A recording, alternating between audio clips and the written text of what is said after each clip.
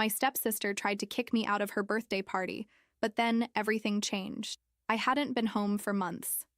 I knew in my heart that it would hurt to cross that doorway again, not because I was too busy, but because even there I carried a bag that suddenly seemed too heavy. As I stood at the door of my parents' house in Charleston, the fragrance of old magnolias and salt filled the humid air. It should have felt like coming home, but it was more like walking into a trap. Even before I knocked, the door opened with a creak. As she stood there, my mother's smile, which never reached her eyes, was the same polished smile she had worn throughout my existence. "Honey, look at you." With a high, bright voice, not wanting to ruin her lipstick, she gave a quick kiss to the air near my cheek. "You still look very serious, don't you? A little color wouldn't hurt you, you know?" I held back a little laugh and entered. My dad barely lifted his head from the page. Not that he was reading. Maybe a nod, but just a normal grunt. Then my younger sister, Brooke, was sitting on the sofa as if she owned the space. She tapped her manicured nails on the armrest and smiled at me slowly and smugly. "Well, well, if it isn't the family's golden goose," she commented kindly. I clenched my fist behind my back and left my luggage by the entrance. There was no point in arguing. I was very aware that I couldn't win with them. The table was already set for dinner, looking elegant, as if they were entertaining a dignitary guest. But it felt more like they were preparing me for a murder. The glasses clinked too loudly. The knives scratched the plates. We ate in this dense and unpleasant stillness. With my stomach in a knot, I nibbled at my roast chicken. Brooke cleared her throat abruptly halfway through as if she were making a great revelation. "So," she added in an effort to sit up straight, "I've decided to celebrate my birthday this year. Just a small celebration at the Grand Carlton. Nothing too extravagant." I blinked. One of the most expensive places in town was the Grand Carlton. My foot. Small party. Brooke kept twirling the fork between her fingers. "And I've already spoken with the event coordinator. The sum is around $220,000. But don't worry, Issa has you covered." Honestly, I thought for a moment that I had misheard her. I waited for my parents to reprimand her for being silly and laugh about it. Instead, my mother simply smiled more broadly. "Isn't it exciting, my love?" My father continued. "After everything that's happened, your sister deserves something special. And you're doing so well." Without looking at me, he added, "It's nothing for you." My heart pounded hard against my ribs, afraid my hands would shake. I gently put down the fork. "You spoke with the event coordinator?" I asked slowly. "Of course," Brooke replied indifferently. "I told them you'd get in touch for the payment." I looked at all of them, feeling something deep inside me twist and crack. It wasn't just the money, not even the entitlement. It was the way they talked about it, as if it was already decided, as if my only value to them was in what I could give, as if I wasn't a daughter or a sister, but a bank. I swallowed the lump in my throat. "No one asked me," I said quietly. "Oh, come on, Issa," my mother said, waving her hand as if I were being difficult. "Don't be dramatic. You know it's just money. Family comes first." I pushed my chair back slowly, the legs scraping the floor, every instinct in me. I wanted to scream, throw the wine glass across the room, finally tell them what they made me feel. But I didn't. Instead, I stood up, smoothed my hands over my skirt, and smiled, cold and small. "Excuse me," I said, my voice almost firm. I left the dining room without looking back, my heels hitting against the polished wooden floor.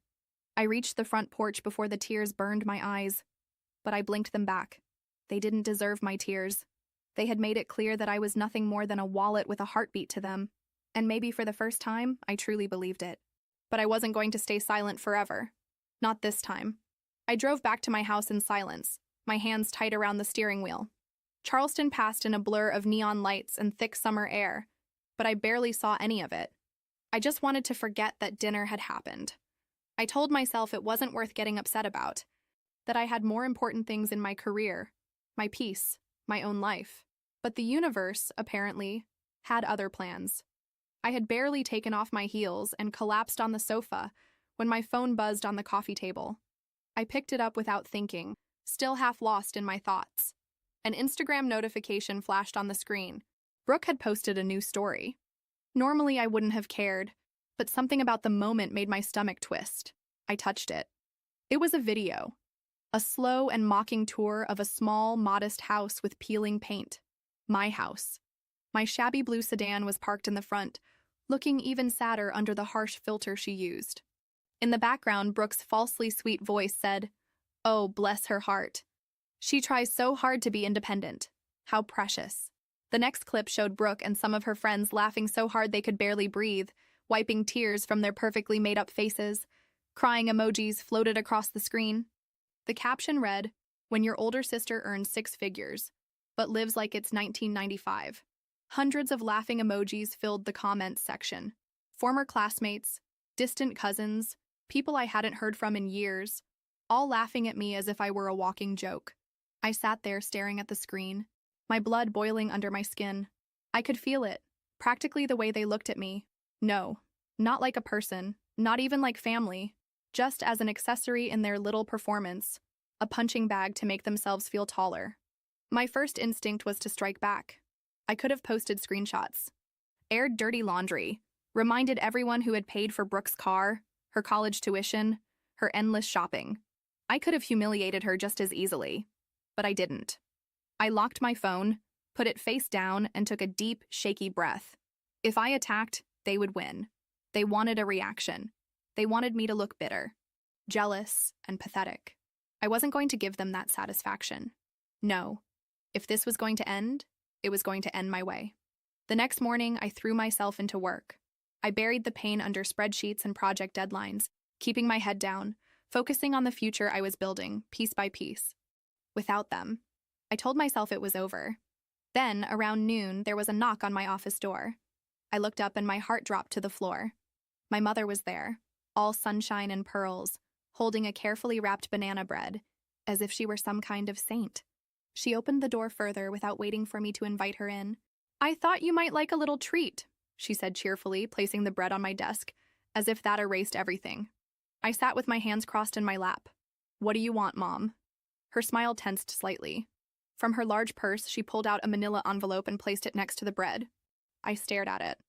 I already knew. "This is just a formality," she said, waving her hand as if it were no big deal. "Brooke needs to finalize the reservation at the Grand Carlton. They need proof of funds." I didn't move. "You just need to sign it," she added, tapping the envelope lightly, "so they can charge your account directly." It wasn't a request. It was a fait accompli. They hadn't come to ask me. They had come to inform me as if I were an ATM. They just needed the PIN.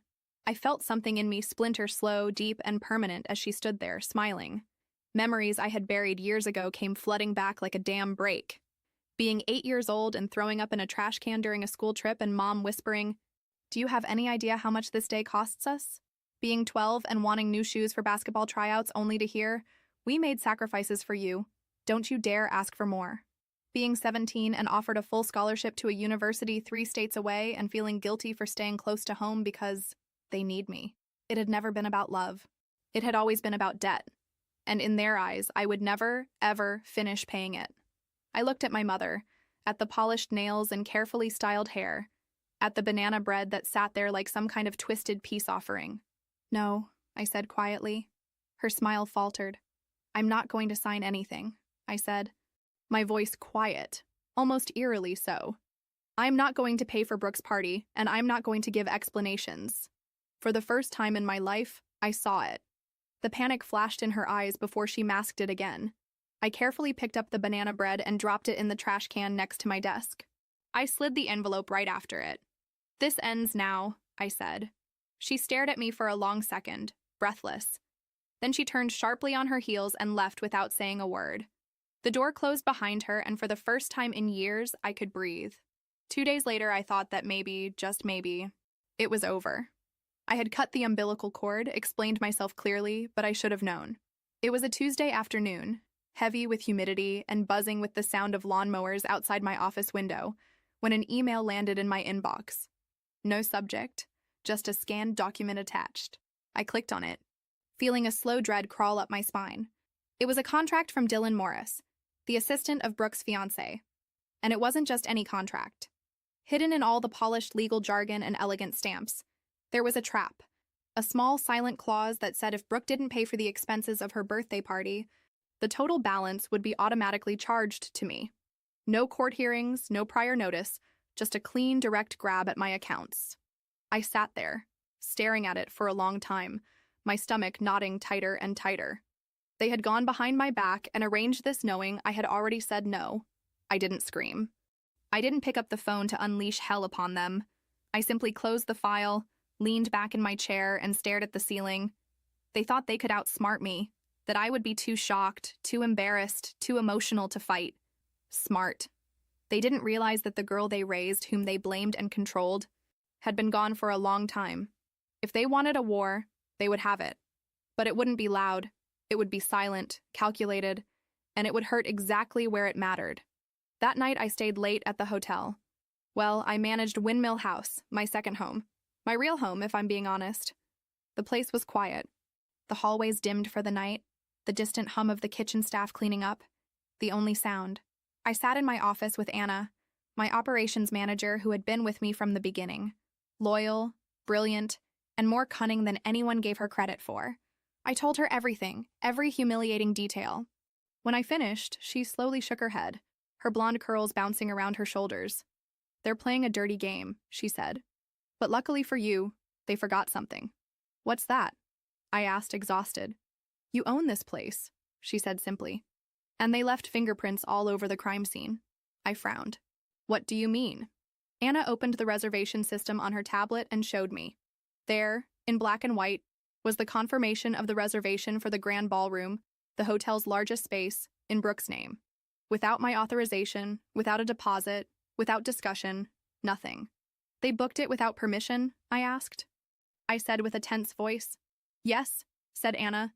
"They used your name and your credentials to speed it up. And Dylan's assistant sent an email to the event team pretending to be from your office. We have the IP addresses. We have the emails." I leaned back, stunned but almost impressed. They had done it all. If they had put half this effort into their own lives, maybe they wouldn't need to suck from mine. Anna smiled. A slow, dangerous smile. "We're going to document everything," she said. "Every unauthorized reservation, every email, every call log. We'll build a case so airtight they'll drown in it." "And then?" I asked. "And then?" she said, closing the tablet. "We pull the rug out from under them at the worst possible moment." I nodded slowly, feeling something cold and firm settle in my bones. For the first time in a long time, I didn't feel helpless. I felt prepared. No more guilt. No more doubts. They had declared war the moment they decided that my life, my work, and my money were theirs to take. Now it was my turn. The morning of Brooke's big party dawned hot and heavy, with thunderstorms brewing near the coast. I sat at my desk in Windmill House drinking coffee that had long gone cold, watching the security cameras with a steady hand. Brooke's small gathering had turned into a circus overnight. Vendors rushed in with mountains of flowers, boxes of champagne, and gold-rimmed dinnerware. The staff ran, trying to keep up with the impossible demands. And Brooke, my sister, my blood, was right in the center of it all, barking orders like a dictator. From the monitor in the corner, I saw her rant at the receptionist about the floral arrangements. "Peonies," she said. "Peonies, not whatever these wilted weeds are," she screamed, sending a $500 bouquet crashing to the floor. She stormed into the ballroom next, snapping her fingers at the waiters, scolding the coordinator until the poor girl's hands visibly trembled. I could hear her tantrums resonating through the security feed, even without turning up the volume. It was no longer just bossy behavior, it was cruelty. And throughout it all, I sat still, documenting everything, every insult, every broken rule, every act of disrespect against my employees, my family at Windmill. Anna was by my side, recording the timestamps and extracting camera clips into a secure file. "Do you have enough to cancel it 3 times over?" she said quietly, looking at me. I didn't respond. I just nodded once, slow and sure. They thought they could walk into my world and treat it like their playground. They thought they could silently humiliate me and loudly celebrate. But they forgot who owned the ground they were standing on.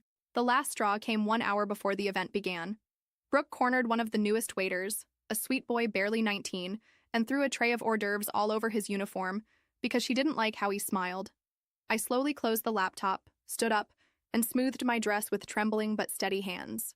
It was time. I walked through the hotel corridors like a ghost. No one paid attention to me, busy as they were with the last-minute chaos.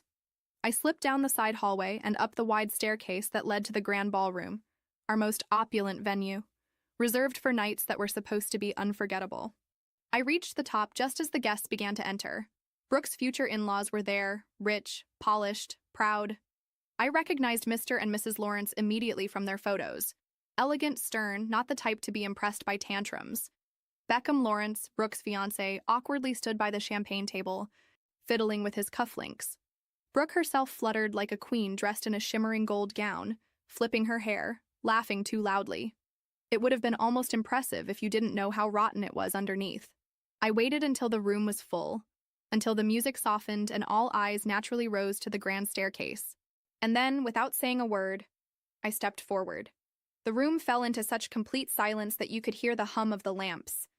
I didn't need to raise my voice. I didn't need theater. I simply stood there looking at them, composed and calm. "Good evening," I said, my voice firm. "My name is Layla Whitaker." Some people whispered in confusion. I smiled slightly, letting the moment pass. "I am the owner of Windmill House," I said, "and I would like to personally welcome you to my hotel." There was a moment of silence. Then a wave of confusion spread through the crowd. Brooke's face twisted, first with confusion and then with horror. I saw the color drain from her cheeks when realization hit her. This was my territory. She wasn't the queen here. She was an intruder. I let my gaze sweep around the room, resting for 1 second on Mr. and Mrs. Lawrence, who looked visibly startled. Then calmly, I continued. "Unfortunately," I said, pausing enough, "due to a series of contract breaches, unauthorized reservations, and behavior towards the staff that violates our policies, this event is canceled with immediate effect." A gasp swept through the room. Brooke stumbled forward, hands fluttering. "You can't do this. I'm family." I tilted my head slightly. "No," I said softly. "You are a guest, and guests are expected to behave." 2 uniformed security guards appeared silently at the edges of the ballroom, respectful but firm. Brooke turned to Beckham with wide eyes, pleading, but Beckham wasn't looking at her anymore. He was staring at me, and in his eyes was respect, admiration, maybe even a little regret. Around him, his parents stiffened, sharply whispering to each other. Their looks at Brooke went from disapproval to total disgust. I made one last gesture to the staff, who began to silently escort the guests out and turn off the music. Brooke stood frozen in the middle of the shining ballroom, furious and completely alone, and I turned, walking quietly back down the hallway, my heels hitting softly against the marble. I hadn't shouted, I hadn't pleaded, I hadn't stooped to her level. I had simply let the truth do what it always does when you stop protecting the wrong people. I let it burn. The hallway outside the grand ballroom was eerily quiet except for the sound of Brooke sobbing. I didn't need to look back to know what I would see. Her sinking to the floor, mascara running down her cheeks, fists clenched in helpless rage. She had lost everything in one go. The party, the respect of her future in-laws, the brilliant image she had built like a house of cards. But I didn't stop. I didn't kneel beside her, didn't offer her a hand or a handkerchief or a soft word of comfort. I walked past her, head high, my heart steady for the first time in years. It wasn't cruelty, it was clarity. She had made her choices. Now finally she would have to live with them. I stepped out into the cool night air, the sky loaded with stars and the acrid smell of rain in the distance. It felt like breathing fresh air after being underwater for too long. I didn't expect what came next. The next morning, my phone buzzed as I reviewed reservations at my desk. I looked at the caller ID and froze. Dad. I let it ring and ring. Finally, something in me gave way and I answered. "Isa," he said, his voice husky, rough as gravel. I heard what happened. I said nothing, waiting. He sighed heavily, as if I was already being difficult. "Don't push it any further. Okay? Brooke has had enough." There was the truth I had always known but never wanted to believe. It had never been about justice or fairness, regardless of the cost. It had always been about keeping the harmony and making the golden child happy. I had the choice to argue. I could have begged him to finally come visit me. However, I didn't. I simply hung up after a "goodbye, Dad," gently enough. Suddenly, without fanfare or ceremony, the last bond that tied me to them broke. I refrained from crying. I refrained from screaming into my pillow. Anna would have been ready to support me, as she used to do, but I didn't even inform her. After sitting there for a while and letting the stillness descend upon me, I realized it wasn't as painful as I had anticipated. There was a feeling of freshness.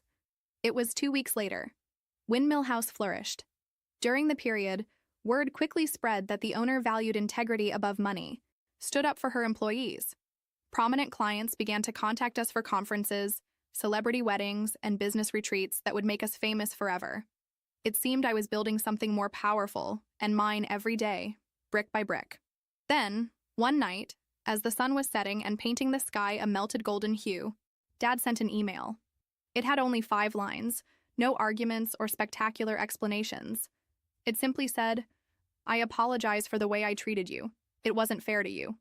I wish you the best, Marshall." Late, but authentic. I let it sink in for a while as I sat there looking at it. I didn't respond. I didn't have to. Because I discovered something along the way that I had never been taught.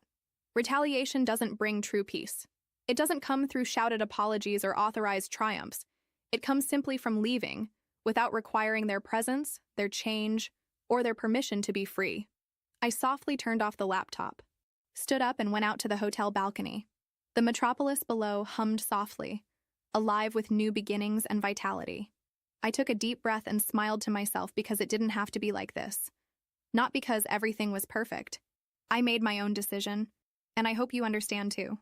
If you're reading this and have ever been taken advantage of, mocked, excluded, or made to feel less by those who should have cared for you, you don't need their approval to recognize your worth. You don't have to keep being appreciated only for your contributions. You can leave. You are capable of creating something better. Peace can be found by walking away stronger, not by fighting. Did you like the story? Leave your opinion in the comments, don't forget to subscribe to the channel, and see you next time.